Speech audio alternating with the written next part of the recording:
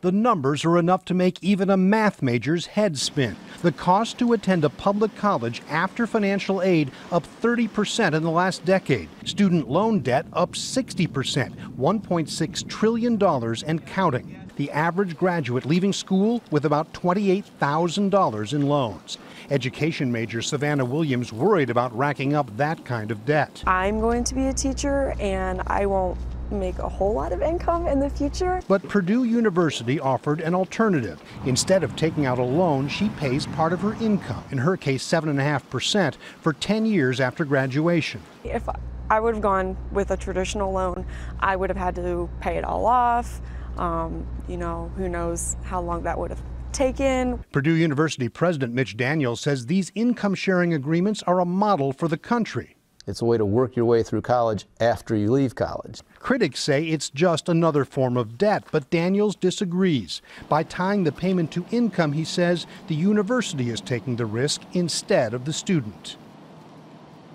Scott Cohn joins us now. And Scott, we had a guest here earlier when he heard about this tease say, whoa, that's terrible for students to sign their life away at such a young age. Is there a cap on how many years of earnings they're going to hand over to these investors? Yeah, there is a cap. In the case of the Purdue program, it's 10 years, and it's a percentage based on their major, so different percentages for different majors.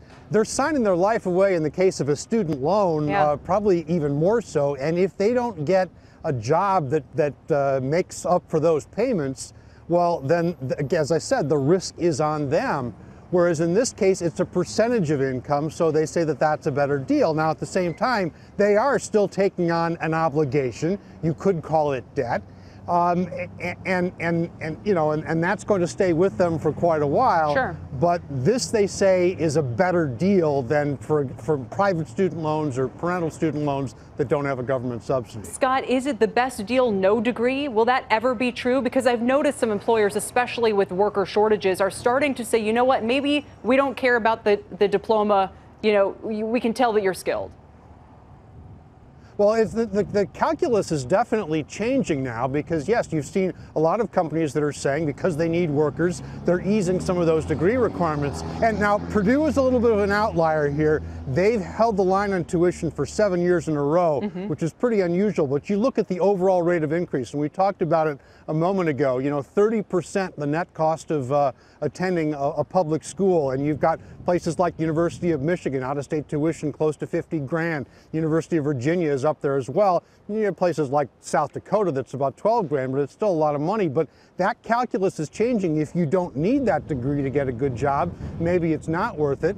And even Mitch Daniels here at Purdue says that for some students in some areas, a degree isn't necessarily worth it. But in general terms, it's a college degree is still going to make you more money in the job market than no college at all. No, and we applaud, his efforts or anybody's efforts to try to keep this cost down, look for other ways for people to get that degree. Scott, it's great stuff, and you've been following it for a long time. Scott Cohn.